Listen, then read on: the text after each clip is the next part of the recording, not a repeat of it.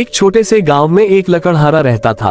उसका नाम और काम दूर दूर तक मशहूर था, क्योंकि वह बहुत सुंदर खिलौने बनाता था।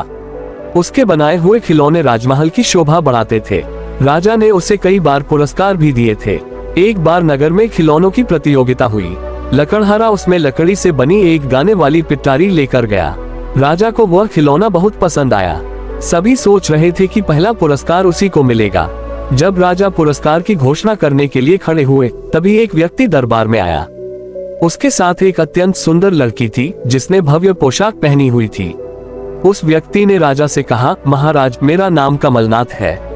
मैं खिलौने बनाता हूँ। मैं चाहता हूँ कि आप मेरे बनाए खिलौने को देखें, उसके बाद ही पुरस्कार का निर्णय करें।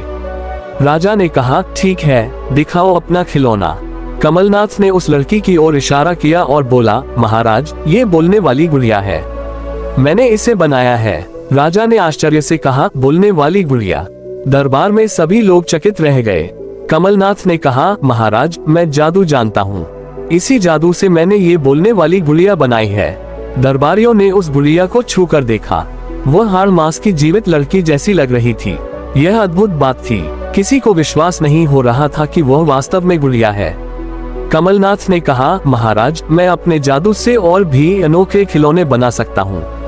राजा कुछ पल सोचते रहे, फिर बोले, कमलनाथ, ये प्रतियोगिता खिलौने बनाने की है, जादू की नहीं। अगर तुम अपने हाथों से बना हुआ कोई खिलौना दिखा सको तो हम विचार करेंगे।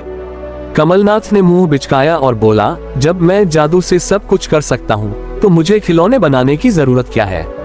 ये कहकर वह गुड़िया को लेकर दरबार से चला गया। जहाँ जहाँ उस जादुई गुड़िया ने पैर रखे, वहाँ काले निशान पड़ गए और धुआं उठने लगा। राजा ने लकड़हारे के खिलौने को प्रथम पुरस्कार दिया। प्रतियोगिता समाप्त हो गई, लेकिन सबके मन में यह आशंका थी कि कमलनाथ कोई न कोई शरारत जरूर करेगा। ऐसा ही हुआ। कमलनाथ ने लकड़हारे को सबक सिखाने की ठान ली थी। उसने लकड़हारे के गांव के पास काफी जमीन खरीद ली। वहाँ एक ऊंची पहाड़ी थी। उसने पहाड़ी के अंदर एक गुप्त जादुई महल बनाया। उसी महल में रहकर उसने जादू से लकड़ी के खिलौना सैनिक बनाए और उन्हें पहाड़ी पर जगह जगह तैनात कर दिया। लकड़हारे को इन सब बातों की भनक तक नहीं थी। वह गांव वालों के साथ पहाड़ी पर लकड़ी काटने जाया करता था और उसी लकड़ी से सुंदर खिलौने बनाता था। एक दिन जब गांव वाले लकड़ी काटने गए, तो पहाड़ी के अंदर से अजीब अजीब आवाजें आने लगी।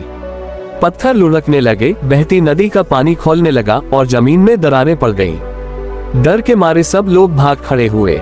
वे सोचने लगे कि पहाड़ी के अंदर आखिर क्या हो रहा है। उसी शाम गांव में एक अजनबी आया। वह कमलनाथ को जानता था और उसकी योजना से भी परिचित था।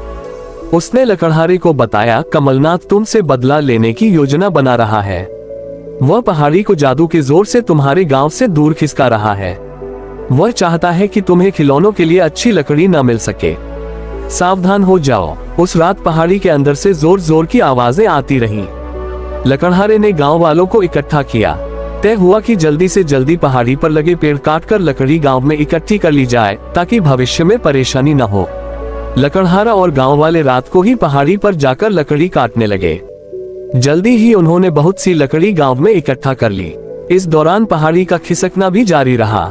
एक दिन जब गांव वाले पहाड़ी पर लकड़ी काटने गए, तो वहां लकड़ी के बने सिपाही दिखाई दिए। गांव वालों ने एक चाल सोची। उन्होंने लकड़ी का एक संदूक बनाया और उसे पहाड़ी पर रख दिया। संदूक का ढक्कन खुला हुआ था। लकड़ी के दो सिपाही उछलते कूदते आए और संदूक में झांकने लगे। तभी छिपकर गांव वालों ने रस्सी से संदूक का ढक्कन बंद कर दिया। लकड़ी के सिपाही उसमें कैद हो गए।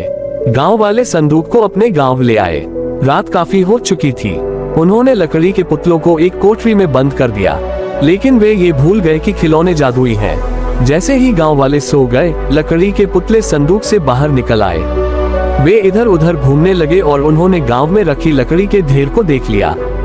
पुतलों ने माचिस उठाई, कुछ रुई इकट्ठी की और लकड़ियों में आग लगा दी। लकड़ियां धू धू करके जल उठी। गांव वालों की नींद खुली तो देखा लकड़ी का एक बड़ा हिस्सा जल चुका था। पहले तो कोई कुछ समझ नहीं पाया। जब लकड़ी के पुतलों की तलाश शुरू हुई तो वे कहीं नजर नहीं आए। अब सबको समझ आया कि यह कमलनाथ के जादू की शरारत थी। इस घटना से लकड़हारा बहुत दुखी हुआ। उसे लगा कि यह सब उसकी गलती से हुआ है। अगली सुबह वो अपनी कुल्हाड़ी लेकर पहाड़ी की ओर चल पड़ा। इतने दिनों में कमलनाथ ने पहाड़ी को गांव से काफी दूर खिसका दिया था। जमीन में जगह जगह दरारें दिखाई दे रही थी। उसी समय कमलनाथ पहाड़ी के अंदर अपने महल में बैठा था। दोनों लकड़ी के पुतले उसे अपनी करतूत सुना रहे थे। अचानक कमलनाथ ने अपने जादू से जान लिया कि लकड़हारा पहाड़ी पर अकेला आया है। उसने अपना हाथ हिलाया और पहाड़ी में एक गहरी दरार पड़ गई। लकड़हारा फिसलकर उस दरार में गिर पड़ा। जब लकड़हारा वापस नहीं लौटा तो गांव वाले उसे ढूंढने निकले, लेकिन उसका कोई पता नहीं चला। कमलनाथ के बनाए लकड़ी के पुतलों ने लकड़हारे को पकड़कर एक गुफा में बंद कर दिया। वे एक ऐसी भाषा में बात कर रहे थे जिसे लकड़हारा समझ नहीं पा रहा था। तभी लकड़ी के पुतले एकदम सीधे खड़े हो गए और दरवाजे की ओर देखने लगे। लकड़हारे ने देखा, सामने से कमलनाथ आ रहा था। लकड़हारे को कैद में देखकर कमलनाथ जोर जोर से हंसने लगा और बोला, तुम्हारे राजा तुम्हारे खिलौने को प्रथम पुरस्कार तो दे सकते हैं, लेकिन तुम्हें मेरे जादू से बचा नहीं सकते। अगर तुम अपने प्राण बचाना चाहते हो तो मेरा कहना मानो, वरना मैं तुम्हारे पूरे गांव को तबाह कर दूंगा। लकड़हारे ने हिम्मत नहीं हारी। वह बोला, कमलनाथ, मैं तुम्हारी धमकियों से डरने वाला नहीं हूँ। मेरे हाथों की ताकत तुम्हारे जादू से ज्यादा है। ये सुनकर कमलनाथ हंसते हुए बोला, आओ तुम्हें एक अजूबा दिखाता हूँ।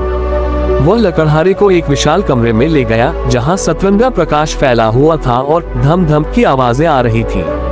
गुफा की दीवार में एक बड़ा ताला लगा हुआ था। आवाज उसी ताले से आ रही थी। कमलनाथ ने कहा, लकड़हारे, इस ताले के पीछे एक घड़ी है।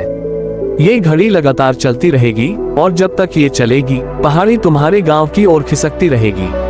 धीरे धीरे तुम्हारे गांव की फसलें मुरझा जाएंगी, कुएं और तालाब सूख जाएंगे और बीमारियां फैल जाएंगी। मैं तुम सबसे ऐसा बदला लूंगा कि तुम इसे कभी नहीं भूल सकोगे। उधर गांव वाले परेशान थे। लकड़हारे का कहीं पता नहीं चल रहा था। गांव की जमीन के नीचे कुछ बौने रहते थे। उन्हें कमलनाथ की शरारतों का पता था। वे गांव वालों की मदद करना चाहते थे, लेकिन कमलनाथ के जादुई महल में जाने से डरते थे। एक दिन लकड़हारे के जुड़वा बेटे अपने पिता की खोज में निकल पड़े। वे बहुत छोटे थे लेकिन हिम्मती थे। रास्ते में उनकी मुलाकात बौनों से हुई। बौनों ने कहा, बच्चों, हमें पता है कि तुम्हारे पिता पहाड़ी के अंदर कैद हैं, लेकिन हम अंदर नहीं जा सकते। हाँ, हम तुम्हें अंदर पहुंचने का रास्ता जरूर दिखा सकते हैं। इसके बाद वे सब मिलकर रास्ता खोजने लगे। पहाड़ी के खिसकने से उसमें जगह जगह दरारें पड़ गई थीं। बौने हर दरार में जाकर देखते रहे। अचानक एक दरार में से रोशनी की झलक मिली। ये संकेत था कि दरार गहराई तक जा रही थी। एक बौने ने बच्चों से कहा, तुम इस दरार के सहारे आगे बढ़ने की कोशिश करो, हम तुम्हें हिम्मत देते रहेंगे। दोनों भाई दरार में घुस गए और संकरे रास्ते पर आगे बढ़ते रहे। पीछे से बौने उनका उत्साह बढ़ा रहे थे। रास्ता इतना संकरा था कि बच्चों को लग रहा था जैसे उनकी सांस घुट जाएगी। फिर भी हल्की रोशनी का सहारा लेकर वे आगे बढ़ते रहे। तभी उन्होंने दरार में से अपने पिता की झलक देखी। दोनों चिल्ला उठे, पिताजी। आवाज सुनकर लकड़हारा चौंक गया। उसने इधर उधर देखा। तभी एक बच्चे ने फिर पुकारा। लकड़हारे ने आवाज की दिशा का अंदाजा लगाया और दरार से झांकते हुए दो छोटे छोटे चेहरे देखे। वह अपने बेटों को पहचान गया। उसकी आंखों से आंसू टपकने लगे। अपने भावनाओं को संभालते हुए उसने पूछा, तुम यहाँ कैसे पहुंचे? बच्चों ने पूरी बात बताई और कहा कि गांव में सब कितने परेशान हैं। अपने बेटों को देखकर लकड़हारा खुश भी था और उदास भी। वह उन्हें देख सकता था लेकिन छू नहीं सकता था। बच्चे पास होकर भी दूर लग रहे थे। बच्चों के कानों में भी धम धम की आवाज आ रही थी। उन्होंने पूछा, पिताजी, यह आवाज कैसी है? लकड़हारे ने कहा, यह आवाज एक जादुई घड़ी की है। अगर इसे नहीं रोका गया तो सब कुछ नष्ट हो जाएगा। ये घड़ी एक ताले में बंद है और ताले की चाबी मलकान ने नष्ट कर दी है। फिर उसने बच्चों को समझाया, मैं इस ताले की चाबी बनाने की कोशिश कर रहा हूँ। इसके लिए सोने की जरूरत है। तुम अपनी माँ के पास जाओ और उनसे सोना लेकर आओ। सोने की चाबी से ही ये ताला खुल सकता है। बच्चे सारी बात समझ गए और गांव लौट आए। बौनों ने कहा, तुम लोग निश्चिंत रहो, जब भी आओगे हम यहाँ तुम्हारा इंतजार करेंगे। गांव लौटकर बच्चों ने माँ को सारी बात बताई। जल्दी ही पूरा गांव जान गया कि लकड़हारा जादूगर कमलनाथ की कैद में है। जादुई ताले की चाबी बनाने के लिए सोने की तलाश शुरू हो गई। सभी को उम्मीद हो गई कि लकड़हारे को कमलनाथ की कैद से छुड़ाया जा सकता है। जल्दी ही बच्चों ने सोना जुटाया और उसे लेकर दरार तक पहुंचे। उन्होंने अपने पिता को सोना दे दिया। जब वे दरार से बातें कर रहे थे तभी जादूगर कमलनाथ वहां आ गया। कमलनाथ को देखते ही दरार के पास का पत्थर गिर पड़ा और बच्चे उसे दिख गए। उसने जादू से बच्चों को पकड़ लिया। गांव में शाम हो गई थी, लेकिन बच्चे अभी तक नहीं लौटे थे। गांव वाले चिंतित हो गए। वे समझ गए कि बच्चे जरूर किसी मुसीबत में फंस गए हैं। उधर कमलनाथ ने लकड़हारे को उसी कमरे में बंद कर दिया जहां विशाल जादुई ताला लगा हुआ था और घड़ी की आवाज गूंज रही थी। कमलनाथ ने सोचा कि लकड़हारा डर जाएगा, लेकिन लकड़हारे को अपना काम करने का मौका मिल गया। लकड़हारा ताले को ध्यान से देखकर सोने की चाबी बनाने की कोशिश में जुट गया। कमलनाथ का जादू सोने पर असर नहीं करता था, इसलिए उसे पता नहीं चल सका कि लकड़हारा क्या कर रहा है। लकड़हारा जानता था कि अगर समय पर जादुई ताला नहीं खोला गया तो पूरा गांव नष्ट हो जाएगा। दोनों बच्चे कमलनाथ के चंगुल में फंस चुके थे और यह सोच हर समय उसे परेशान करती थी। लेकिन फिर भी वह चाबी बनाने में जुटा रहा, क्योंकि वही उसकी आखिरी उम्मीद थी। पहाड़ी अब पहले से ज्यादा हिलने डुलने लगी थी। आखिरकार दिन रात की मेहनत के बाद लकड़हारे ने सोने की चाबी तैयार कर ली। उस समय वह कमरे में अकेला था। उसके सामने विशाल ताला था और पीछे घड़ी की तेज होती आवाज गूंज रही थी। उसने सावधानी से इधर उधर देखा और फिर सोने की चाबी ताले में लगा दी, लेकिन उसे चाबी घुमाने का मौका नहीं मिला। उसी समय जादूगर कमलनाथ कमरे में आ गया। ताले में सोने की चाबी लगी देख वह आग बबूला हो उठा। वह तुरंत लकड़हारे की योजना समझ गया। उसने अपना जादुई डंडा उठाया और लकड़हारे के शरीर को छुआ। जादू के प्रभाव से लकड़हारे का शरीर पत्थर जैसा कठोर हो गया। वह देख और सुन सकता था, लेकिन चाहकर भी अपने हाथ पैर नहीं हिला सकता था। लकड़हारे को इस स्थिति में देखकर कमलनाथ जोर से हंस पड़ा। उसने चाबी ताले से निकालने की कोशिश की, लेकिन चाबी ताले के अंदर फंस गई थी। उसने जोर लगाया तो चाबी ताले में घूम गई और ताला खुल गया। ताला खुलते ही घड़ी की आवाज तेज हो गई। यह देख कमलनाथ घबरा गया। ताले के खुलते ही उसका जादू टूट गया। लकड़हारे के हाथ पैरों की शक्ति वापस आ गई। मौका पाकर लकड़हारे ने उछलकर कमलनाथ को धक्का दे दिया। कमलनाथ जमीन पर गिर पड़ा। लकड़हारे ने बढ़कर घड़ी को पकड़ लिया और उसे जोर से फेंक दिया। घड़ी की आवाज तुरंत थम गई और पहाड़ी का खिसकना रुक गया। कमलनाथ के जादुई खिलौने टूटकर बिखर गए। खुद कमलनाथ का शरीर अंदर से जलने लगा। दर्द से कराहते हुए वह वहां से भाग खड़ा हुआ। कोई नहीं जान सका कि वह कहां गया। लकड़हारा अपने बच्चों के साथ पहाड़ी के महल से बाहर निकला और गांव की ओर चल दिया। पहाड़ी अब शांत हो चुकी थी और उसकी सभी दरारें भर गई थीं। गांव की सूखी जमीन फिर से हरी भरी हो गई थी। तालाब और कुएं पानी से भर गए थे। हर तरफ खुशहाली लौट आई थी। उस दिन गांव वालों के चेहरों पर लंबे समय बाद मुस्कान दिखी।